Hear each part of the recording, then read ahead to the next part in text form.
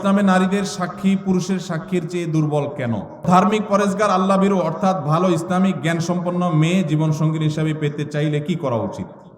সূরা বাকারা 256 নম্বর আয়াতে বলা হয়েছে, দিনের ব্যাপারে কোনো জবরদস্তি কিংবা বাধ্যবাধকতা নাই। আমার প্রশ্ন, মেয়েদের পর্দা করাটা কি বাধ্যতামূলক? ইসলামে নারীদের সাক্ষী পুরুষের সাক্ষীর চেয়ে দুর্বল কেন? অর্থাৎ দুজন মহিলার সাক্ষী একজন পুরুষের সাক্ষীর সমপর্যায়ের কেন? বিষয়টি বুঝিয়ে বললে ভালো হতো। ধন্যবাদ। দেখুন,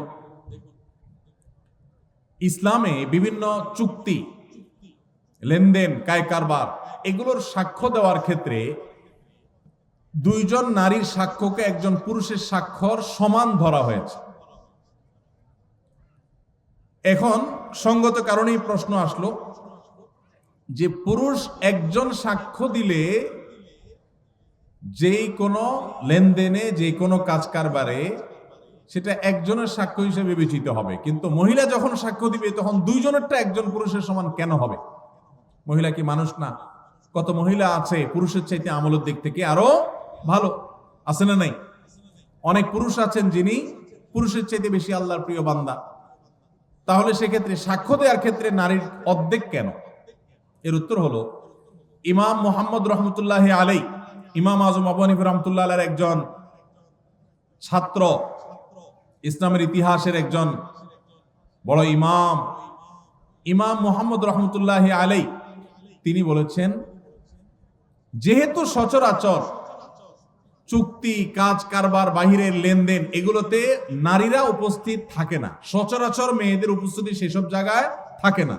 একটা চুক্তি হচ্ছে, একটা লিখিত হচ্ছে, সেখানে মহিলাদের উপস্থিতি সাধারণত কম থাকে, পুরুষরাই থাকে। যেহেতু তাদের উপস্থিতিটা সচরাচর থাকে না, অতএব তাদের কেউ যদি সাক্ষ্য দেয় তাহলে ব্যাপারটা একটু স্ট্রং করার দরকার আছে, কারণ তার তো থাকার কথা না, কিভাবে সাক্ষ্য দিল?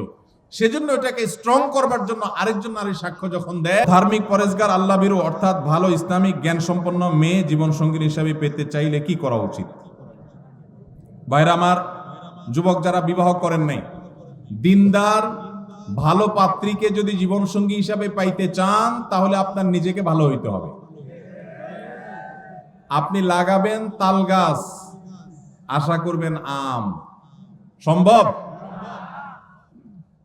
অনেক যুবক আছে নিজে সব 2 নম্বরে কাজ করে বেড়াবে, আর বিয়ের আগে মহিলা মাদ্রাসার প্রিন্সিপালের কাছে যায় কানে কানে বলে, হুজুর একটা ভালো মেয়ে দেখেন। আছে না নেই? তো এটা কোনো ভালো মুসলমানের আলামত না। আপনি নিজে ভালো হওয়ার চেষ্টা করেন, এটা হলো ভালো মেয়ে পাওয়ার সবচেয়ে বড় উপায়। নাম্বার 2, সূরা ফুরকান আয়াত নম্বর 74, রব্বানা হাব লানা মিন আজওয়াজিনা ওয়া যুররিয়াতিনা কুররাতা আয়ুন ওয়াজআলনা লিল মুত্তাকিনা ইমামা। বেশি বেশি পড়বেন, আল্লাহ নেককার জীবন সঙ্গী যেন পাই, এই দোয়া বেশি বেশি পড়বেন। সূরা ফুরকান আয়াত নম্বর কত? 74। আর নিজে ভালো আমল করবেন আর ভালো নেককারদের সাথে থাকবেন, ইনশাআল্লাহ দেখবেন আল্লাহ ভালো জীবন সঙ্গী দান করবেন। সূরা বাকারা 256 নম্বর আয়াতে বলা হয়েছে, দিনের ব্যাপারে কোনো জবরদস্তি কিংবা বাধ্যবাধকতা নাই। তাহলে আমার প্রশ্ন, মেয়েদের পর্দা করাটা কি বাধ্যতামূলক? কারণ পর্দার কথা বললে অনেকে আয়াতের উদ্ধৃতি দেয়।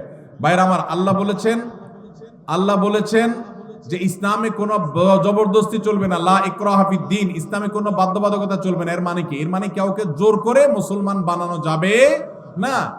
আপনি যখন ইসলামে ঢুকে গেছেন তখন তো আপনি আল্লাহর সমস্ত বিধিবিধান মেনে নিচ্ছেন মাথা পেতে, সেটা তো মানতে আপনি বাধ্য। আপনি নিজের উপর নিজে সেটা আবশ্যিক করে নিয়েছেন। হ্যাঁ, আপনাকে অন্য আরেক মুসলমান বাধ্য করবে না, কিন্তু আল্লাহই আপনাকে বাধ্য করেছেন, আপনি নিজে সেটাকে গ্রহণ করেছেন। সেজন্য কোন নারী যদি নিজেকে মুসলমান দাবি করেন তার জন্য পর্দা মেনে চলাটা সুন্নত না ফরজ? ফরজ।